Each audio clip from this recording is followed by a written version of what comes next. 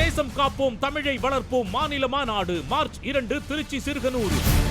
இந்திய ஜனநாயக கட்சியின் நிறுவன தலைவர் டாக்டர் பாரிவேந்தர் அழைக்கிறார். அணி திரண்டு வாருங்கள். இந்த ஒவ்வொரு மாநிலத்தின் வரக்கூடிய இந்த மெட்ரோ ரயில் திட்டத்துக்கு ஒன்றிய அரசு தன்னுடைய பங்களிப்பை வழங்கும் என்பதுதான் இரண்டு பேருக்கும் இருக்கக்கூடிய ஒரு அக்ரிமெண்ட்.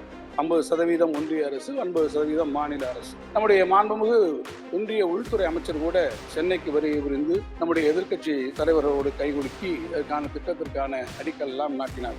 கைகுலுக்கினார்களே ஒழிய கண் திறக்காமல் போய்விட்டார்கள் என்பதை நான் உங்களுக்கு சுட்டிக்காட்ட வைத்திருக்கிறேன். அதை முன்பாகவே அவர்கள் கடைக்கன் பார்வை காட்டியிருந்தால் இந்த மாநிலத்திற்கு பல ஆயிரம் கோடி ரூபாய் இன்றைக்கு சேமித்திருக்க முடியும். இப்போது வெளிநடப்பு செய்திருக்கக்கூடிய, சமீபத்திலே மனம் மாறிய மைந்தனாக மாறியிருக்கக்கூடிய நம்முடைய மாண்புமிகு எதிர்க்கட்சி தலைவர் அவர்களும் இதற்கு குரல் கொடுப்பார் என்று நம்புகிறேன். நேற்றைய தினம் உரையாற்றி இருக்கக்கூடிய கோவை தெற்கு சட்டமன்ற உறுப்பினரும் இதற்கு உரிய அளவிலே ஒத்துழைப்பார் என்று நான் திடமாக நம்புகிறேன். சென்னை மெட்ரோ ரயில் திட்டத்தின் 2ஆம் கட்டத்திற்கு ஒன்றிய அரசு இதுவரை எந்த விதமான ஒப்புதலையும் தரவில்லை. இதன் காரணமாக மாநில அரசு முழு செலவையும் நாம் இன்றைக்கு ஏற்றுக்கொள்ள வேண்டிய நிலை இருக்கிறது. ஒன்றிய அரசு தன்னுடைய கடமையை நிறைவேற்றாததால் மாநில அரசுடைய கடனும் பற்றாக்குறையும் மீண்டும் இதில் அதிகரித்திருக்கிறது. அதே போல மெட்ரோ ரயில் திட்டம் 63,246 கோடி ரூபாய் மதிப்பீட்டில் சென்னை மெட்ரோ ரயில் திட்டம் 2ஆம் கட்டம் நம் நாட்டிலேயே ஒரு மாபெரிய கட்டமைப்பு திட்டமாக நடந்து கொண்டிருக்கிறது. இந்த ஒவ்வொரு மாநிலத்தின் வரக்கூடிய இந்த மெட்ரோ ரயில் திட்டத்துக்கு ஒன்றிய அரசு தன்னுடைய பங்களிப்பை வழங்கும் என்பதுதான் இரண்டு பேருக்கும் இருக்கக்கூடிய ஒரு அக்ரிமெண்ட். 50% ஒன்றிய அரசு, 50% மாநில அரசு. நம்முடைய மாண்புமிகு ஒன்றிய உள்துறை அமைச்சர் கூட சென்னைக்கு வருகை புரிந்து நம்முடைய எதிர்க்கட்சி தலைவர்களோடு கைகுலுக்கி அதற்கான திட்டத்திற்கான அடிக்கல் எல்லாம் நாட்டினார்கள்.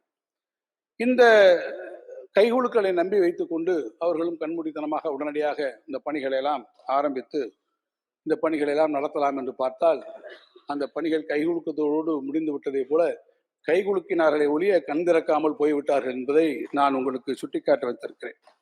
அதை முன்பாகவே அவர்கள் கடைக்கன் பார்வை காட்டியிருந்தால் இந்த மாநிலத்திற்கு பல ஆயிரம் கோடி ரூபாய் இன்றைக்கு சேமித்திருக்க முடியும்.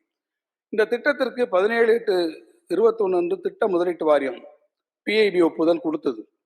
ஆனால் சென்னை மெட்ரோ ரயில் திட்டத்தின் 2ஆம் கட்டத்திற்கு ஒன்றிய அரசு இதுவரை எந்த விதமான ஒப்புதலையும் தரவில்லை. இதன் காரணமாக மாநில அரசை முழு செலவையும் நாம் இன்றைக்கு ஏற்றுக்கொள்ள வேண்டிய நிலை இருக்கிறது. நமக்கு ஒப்புதல் தராமல் இருக்கக்கூடிய ஒன்றிய அரசு அதே வேளையில் பார்த்து என்று சொன்னால் 2022 நாக்பூர் மெட்ரோ ரயில் 2ஆம் கட்டம், கொச்சி மெட்ரோ 2ஆம் கட்டத்துக்கு ஒப்புதல் தந்திருக்கிறார். 2023 குருகிராம், பூனே மெட்ரோ திட்டங்களுக்கும் ஒன்றிய அரசு ஒப்புதல் தந்திருக்கிறது. இந்த நியாயமற்ற செயலினால் மாநில அரசுக்கு இந்த வருடம் மட்டும் 9,000 கோடி ரூபாயும், அடுத்த வருடம் 12,000 கோடி ரூபாயும் கூடுதல் செலவு ஏற்பட்டிருக்கிறது. ஒன்றிய அரசு தன்னுடைய கடமையை நிறைவேற்றாததால் மாநில அரசுடைய கடனும் பற்றாக்குறையும் மீண்டும் இதில் அதிகரித்திருக்கிறது. ஒன்றிய அரசு விரைவில் இந்த திட்டத்திற்கு ஒப்புதல் அளிப்பார்கள் என்று நான் நம்புகிறேன். அதில் இப்போது வெளிநடப்பு செய்திருக்கக்கூடிய, சமீபத்திலே மனம் மாறிய மைந்தனாக மாறியிருக்கக்கூடிய நம்முடைய மாண்புமிகு எதிர்க்கட்சி தலைவர் அவர்களும் இதற்கு குரல் கொடுப்பார் என்று நம்புகிறேன்.